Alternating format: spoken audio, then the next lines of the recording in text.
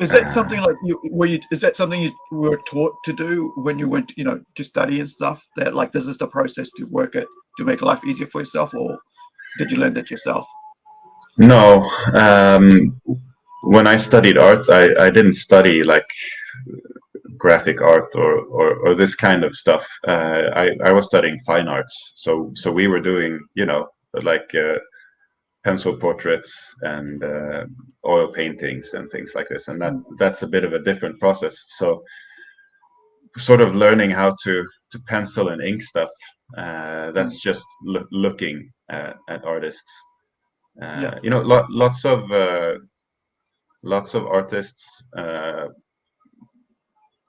give out like versions of their comics that are just pencils or just inks and stuff as well. yeah, More like artist editions. So yeah. I've just gone ahead and bought some of those and sort of just worked with those, going over Mm, pencils, like, okay, how does Greg Capullo pencil in Batman, mm, stuff like this. Um, and just working with it until I get a feeling for, like, okay, how do I pencil up a piece so that it's easy to ink off of it, right. uh, and then also looking at just black and white ink editions of comics as well, to just see, like, okay, when you only see the brush strokes, the pencil strokes, how does it look? uh, yeah, there's in there are a few like comics arts schools in Sweden as well, I think, but they're not really focused on how to do stuff technically. They're more focused Mm, on the storytelling aspect of it. Like comics in Sweden, it's very focused on sort of telling just stories from simple life. It's more like a form of visual journaling. I feel like okay. lots of what comics is in Sweden. Um, there are some really good comic artists that make more like fantasy, Mm, more detailed, more artistic comics as well. yeah. But they're they're not as widely published in Sweden as they are in maybe the US or in like Belgium and France, where they have more these kind of comics.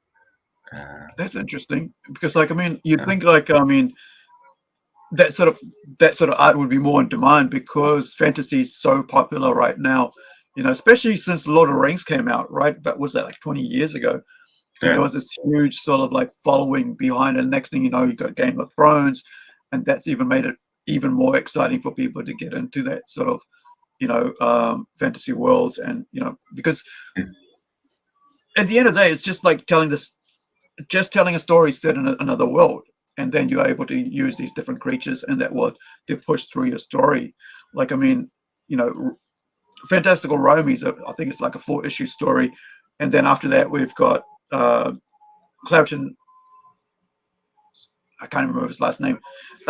Trook, and that's like a barbarian story, right? It's basically this guy who's hunting down friggin' orcs or something because he's, you know, it's kind of like a Conan story, and then you've got this other one, and then so on, because it's an ongoing series, but like about 12 issues, but like, each one's done in a way that like you actually get a specific story told in a set number of issues. Mm. It's Why do you think, like, I mean, why do you think it isn't popular though? Like, why fantasy isn't popular? It's like historically, the more like superhero genre and these kind of comics, they had like an upswing in like the late 90s here as well. Mm, We had, like, Spider-Man and X-Men and stuff on the shelves, yeah. and the kind of license to publish that in Sweden, I think it was bought up by like one or two big publishing houses, Okay. uh, and then when the interest in comics kind of dwindled, those big publishing houses sort of still retained the whole market more or less for distribution of Yeah. comics, um, which sort of ended up in however anyone would try to maybe pitch a comic, Mm, it didn't really get taken up because the big publishing houses didn't want to do comics. They had like there are a few comics that are still like regular and popular in Sweden. There's like Donald Duck is still like a weekly issue. Well, And for some reason, the Phantom is very popular in yeah, Sweden and still it's running. just it's strange to yeah. Like Yeah, I didn't even think about like Phantom would be something big there. I know it's big in the Australia and like I'm not here. Like yeah, you can go and see at a bookshop. There's piles of Phantom there, but I don't know anyone who reads Phantom, right? Which is yeah, kind of weird. yeah. Uh, but when that happened, when this kind of inflow of new stories Mm. was like shoved back, that kind of opened up an indie scene for comics instead, and that indie scene was more or less directed by small publishing houses that were more focused on like social and political commentary. So Mm. the comic art and the comics that became really big in like the around like 25 2010 ish were more like satirical political comics. Uh, really good comics, and very fun to read. Um, but it kind of locked in how people get into drawing comics into like, okay, this is supposed to be like a kind of, yeah, just like social documentation and political documentation, and when something becomes big, that's what people follow. Yeah, And when the fantasy genre and the superhero genre kind of dwindled away, people weren't looking at that and growing up with that. So the people who got into comics, they were looking at these uh, new artists, mm. and lots of the comics today have sort of become a continuing sort of mimicry of this political commentary. Mm. Um, Also, I mean, comics in Sweden, it's seen a lot like an art form. It's Right, it's a very cultural expression. It's not so much a consumer product as far as what Swedish creators make. It's more like right. a piece of artwork. Uh, Mm. so that also means that a lot of what comics is comes through like cultural grants and stuff like this. And they're usually very focused, not so much on the visual aspect of comics, but more on, yeah, on social commentary and on political commentary. Right. So Uh, it's more geared. It's like it's more about what Swedish people are rather than what Swedish people can do or create, right? So yes. yeah, it's interesting because that's kind of like I mean, also here, right? They also if you're getting a grant, it's got to like how does it help our people, not like what is your artistic value to this. It's more like what is it going to do for us. And I think a lot of time, a lot of that stops. It kind of stifles creative growth, like it's done for you guys, right? You haven't been able to like get grants to create amazing, fantastical world creations where you're developing new works. All you're doing Mm. is regurgitating ideas that have already been from like 10 years ago, and nothing sort of allowing you to like really challenge yourselves. And I think it's quite sad. I think for us, indie comics allows you to just go, this is what I think, and I think that's what stuff like Kickstarter, stuff like web comics and stuff has allowed us to like do whatever we want. And if anybody wants to say, well, you shouldn't do that, go, well, then go over there and do that. We want to do this and have fun doing this. Yeah. I think that's the cool things about like being able to do independent comics is like you can just create whatever you want and have fun at it. So how do you like? I mean, what have you felt like as someone who's been creating stuff, doing artwork for comics and stuff? How do you feel? With that being the background in Sweden, how do you feel like as an independent comic creator and artist? What has that meant for you? Not being a way to step away from that sort of stifling. Well, it's just meant that I don't really try to focus too much on kind of having a Swedish market in any way. Like when I've reached out and talked to authors, I mean they've been from like the US or Britain or Ireland or like New Zealand, and I don't know, I'm fine with that.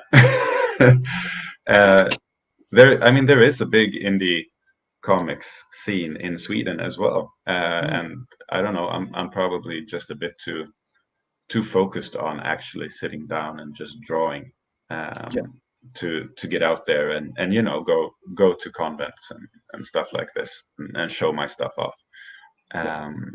The fun thing for me to do is to draw, and the sense I've gotten from going to those kind of like comics conventions and stuff is that the fun thing for them is to talk about comics, and to like, okay, I've made my fanzine and I want to show it to everyone. Like, I just want to draw. I want a cool story and I want to draw it. What happens after that, you know, it's amazing. Having stuff in print, super fun. But give me the next story. You know, I want to draw more. Well, you're definitely going to get more stories from me because, like, I mean, we've got, you know, like I said, we've got the Barbarian one coming up, and we've also got things like the big, you know, this thing that becomes this big thing. Because I think Romi is interesting because it allows us to just give everybody an idea of this world, and not only that, but get to know these characters, both especially Ramzel, and to know Romi and know to Romalina when she comes up later on.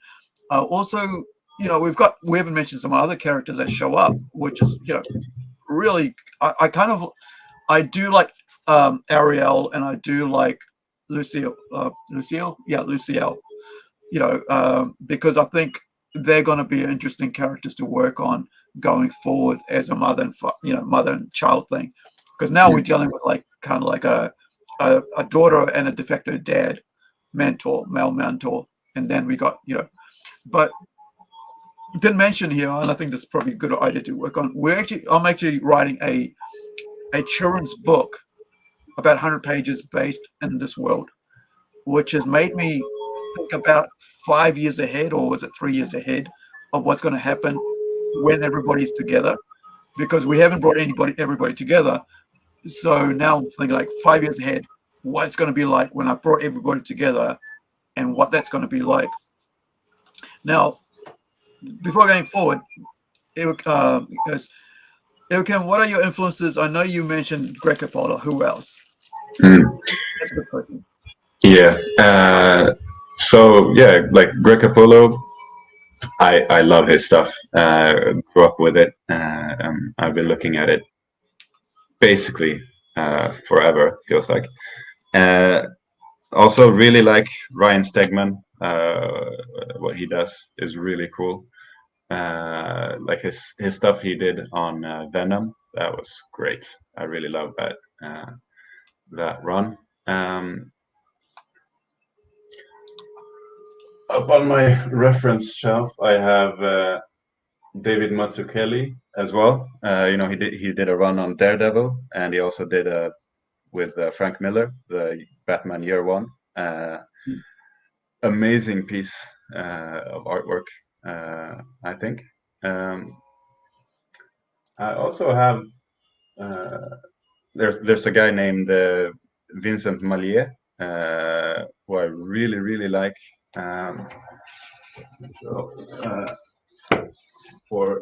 For his kind of fantasy-based art, this is one of my favorite books as well. It's called Ténébreuse. It's like like Arthur kind of alternative Arthur saga. Oh, you mean King Arthur? Yeah, exactly. So I like this kind of art. Oh, what's on the cover? Can we see the cover? Yeah. So this is like this. Oh, that is the cover. This is the cover. Yeah. Oh, wow. This is like an artisan kind of edition with just the black and white art I got for studying purposes. Yeah. Yeah. I mean, what else? Mark Silvestri is amazing. Yeah. Of course. Do I have a Silvestri? Is it Silvestri? Oh no, this is Turner. Sorry, I thought I had Silvestri, but this is Turner. Yeah. Because I Sean, think wasn't like Silvestri kind of like is very similar to Turner. yeah, I mean they're a bit like you said, like, oh no, this was Turner. Yeah, I can't they tell. they they look a lot alike, absolutely. Yeah, Uh, Sean Murphy, Sean Gordon Murphy, yeah. amazing artist. I love him. Daniel Warren Johnson, I also often bring out to kind of look at how I should set up panels and create fluidity and stuff in a story. I thought I had his work, Sean Gordon's work right here, but I can't find it. I think it was Tokyo. Tokyo His last Ghost. work. Yeah, Yeah. Tokyo Ghost was here. Oh no, here it is. Yeah, his Tokyo Ghost work. I've got like I think I've got 2 versions of issue 1, single floppies, but like yeah, it's just really detailed, really cool. The blacks, a lot of work Yeah. on the characters and stuff. But sometimes having here we go. It's like having trade paperbacks is cool because you get to see all the different covers, as well. Yeah. That's why I like releasing our books with extra pages, because I think having to see all this work come out, Yeah, it's it's nice. so cool. Just seeing the development of it all, the coloring and stuff, the stages of colors, it's friggin' awesome. That's cool. Yeah. Oh yeah, and like me, like how does the friggin' letter, how do you come up with the final, logo designs? I was talking about that the other day. Like it took me about probably 13, maybe 10 years before I got a logo for Incredi-Girl the way I wanted it. Like because I did so many different ones and I wasn't happy all the time. Up until I was finally able to, if it's here, it's probably not even here, but are you there? Let me just find it. But logos, yeah, it took me 15 years until I was happy with the logo, right? It took me that long because Yeah. I designed about maybe just as many logos, 15 logos. But yeah, logos, because it's like it's what lets people know what the book is called. And so seeing him, it's like you think that looks as such a simple friggin' logo. Why did it take so long to come up with a logo? That's just like that. Yeah. Like, yeah. How many trials did he get? It was like what? Oh, we did 8 goes at it until we got it right. But like even like he didn't even mention all this, but that says 8 goes on there. But yeah, it's so cool to like I said, trade paperbacks are really cool for that. Even if you have the even if you can't even if you don't have like sorry, even if you collect the single issues, sometimes the trades are really cool for extra pieces. And I hate it when they don't release extra works. Like, why am I paying for a trade paperback if I'm not getting extra work? Right? Because it's always helpful for new artists and new writers and stuff to see that, like to see the style of, like, especially when it comes to like how do people set up their scripts, right? Or how do they work out a page, but also how do they work out learning, figuring out proportions to put on a page. Like, when you see something like this, it's such a cool thing, right? Where is it? Back here. Right? So if you see something like that, and then you go, oh, there's some colors, and now he's trying to figure out, we're going to go a bit light, and then he gets to the final piece like that, right? Yeah. Right. That way. So it's really cool to see something really cool finally, the finished pieces, because that means that, especially on a page like that, because it's like